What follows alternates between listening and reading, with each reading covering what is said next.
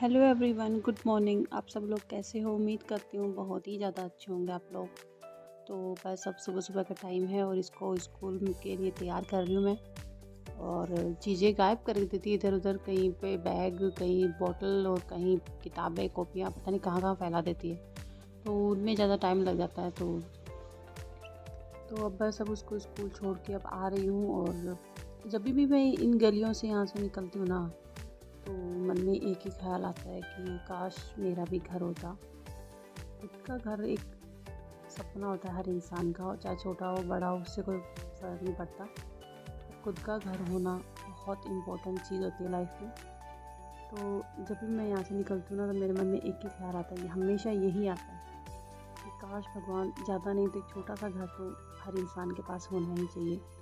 मुझे भी काश अच्छे से एरिया में अच्छी जगह पे घर मिल जाए तो बस। लेकिन जब बजट की बात आती है ना, तो फिर ऐसे एरिया में घर लेना एक सपना सा बन जाता है। तो नहीं ले पाते हम लोग ऐसे एरिया में अपना खुद का घर, क्योंकि यहाँ पे क्या होता है कि स्कूल भी बिल्कुल पास है, 2 मिनट के रास्ते पे स्कूल है। और मुझे अ, इतना हेडेक नहीं चाहिए कि काफ़ी दूर स्कूल है, ऑटो में बस में बैठ के आ रहे हैं, तो वो सब नहीं चाहिए मुझे। तो अभी हम लोग रेंट पे रहते हैं यहाँ पे, और एक कमाई का मोटा हिस्सा जो है वो रेंट पे चला जाता है। और जिसकी वजह से घर में काफ़ी वो बोलते हैं ना, बजट ख़राब हो रहता है अब। क्योंकि पहले तो नहीं रहता था, इतना खुद का घर था, लेकिन अब सैलरी में से एक अच्छा खासा एक अमाउंट जो है जो रेंट पे चली जाती है ना, तो फिर थोड़ा हर्ट होता है कि इससे अच्छा तो खुद का घर ले लें, ईएमआई में ही चली जाए इतनी जो पेमेंट है। तो देखते हैं भगवान कब इच्छा पूरी करता है खुद के घर की।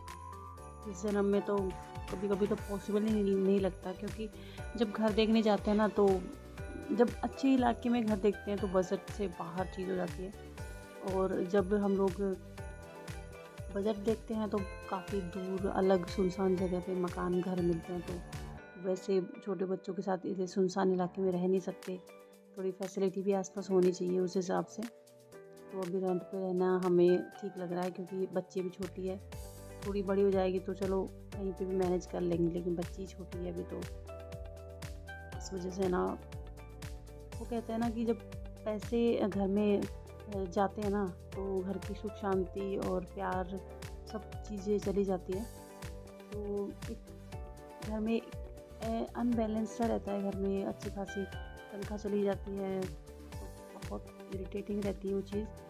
तो और मेरी, जैसा कि मेरी बात आपको पता ही है कि मैं किसी लायक हूँ ही नहीं कि मैं कुछ हस्बैंड की हेल्प कर सकूँ, यहाँ तक कि घर का खर्चा तक भी मैं निकाल सकूँ, इस लायक भी मैं नहीं हूँ। कभी कभी बहुत दुख होता है मन में कि यार पता नहीं क्या चल रहा है लाइफ में। और घर से हमें निकलना पड़ा, क्योंकि घर पे रहना नहीं रहना कोई मतलब नहीं था। उसका घर है, लेकिन हम ऑलमोस्ट बेदखल है उस घर से। हमें उस घर में प्यार, प्रेम, सम्मान जो होता है ना बड़ों का, वो सम्मान हमें नहीं दिया जा रहा है उस घर में।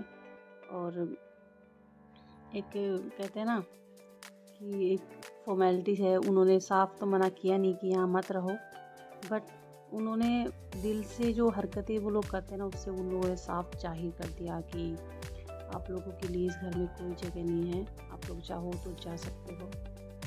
तो फिर कहते हैं ना कि बार बार अगर हम लोग इंसल्ट करें, किसी जानवर को धकेलते हैं, तो वो भी उस जगह पे वापस नहीं जाता। तो हम तो फिर भी इंसान हैं। तो ठीक है, उन लोगों की सोच उनके हिसाब से है। घर होते भी किराए में रह रहे हैं, रेंट पे मकान है, अच्छा खासा पैसा किराए में जा रहा है, ये सब चीज़ें मायने रखती हैं। लेकिन कोई बात नहीं, घर से निकले हैं तो आज नहीं तो कल खुद का घर भी बनेगा। और जो लोग खुश है ना हमें इस हाल में देख के, उन लोगों को जवाब मिल जाएगा उनका।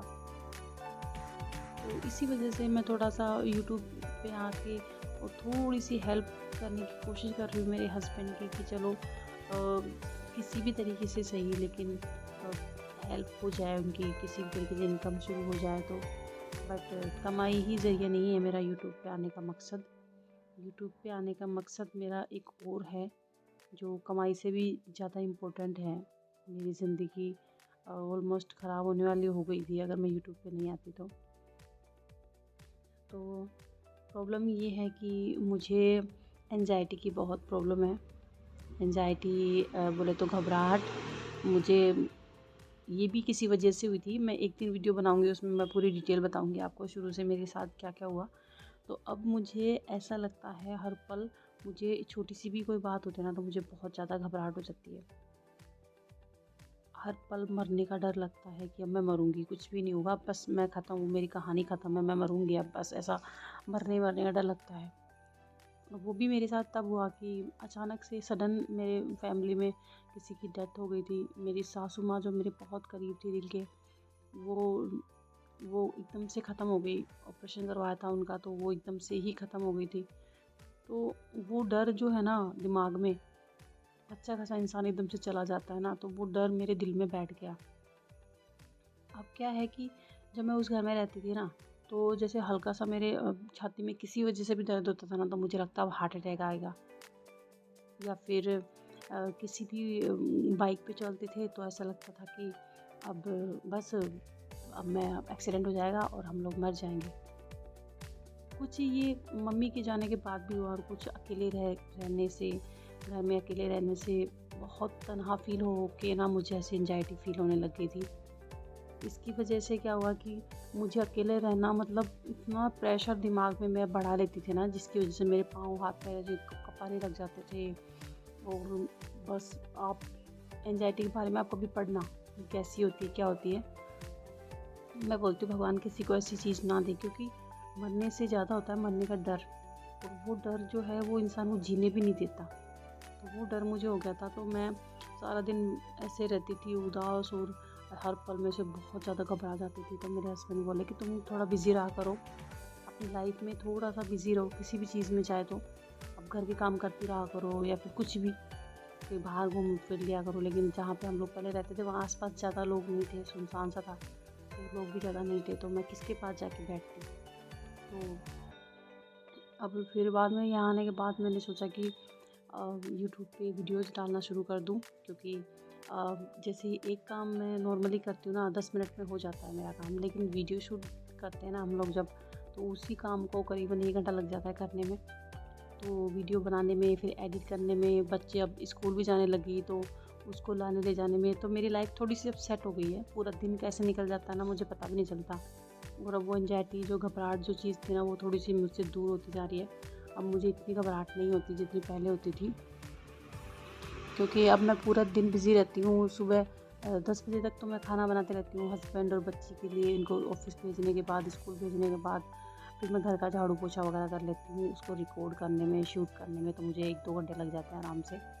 तो इस वजह से मैंने यूट्यूब शुरू किया है कि चलो मेरी थोड़ी सी घबराहट दूर होगी, एंजाइटी दूर होगी, एक वो होता है ना अकेलापन, तो वो दूर होगा। मेरी लाइफ का सबसे इम्पोर्टेंट चीज़ वो है, क्योंकि आज लोग डिप्रेशन में जा रहे हैं, घबराहट एंजाइटी के पेशेंट हो रहे हैं, सिर्फ वो इस वजह से हो रहे हैं क्योंकि वो लोग अकेले हैं दुनिया में, तन्हा हैं वो लोग, फैमिली के साथ एंजॉय नहीं कर पाते, अपनी तकलीफ़ें किसी को बता नहीं पाते। तो इस वजह से लोग एंजाइटी के शिकार हो रहे हैं। तो सेम प्रॉब्लम मेरे साथ हो गई। पहले मेरी मम्मी थी, सासू माँ थी, तो उनके साथ बात करती रहती थी, मेरा काफ़ी दिल के करीब आ गई थी वो। अब उनके जाने के बाद मेरी लाइफ बहुत ज़्यादा बदल गई है।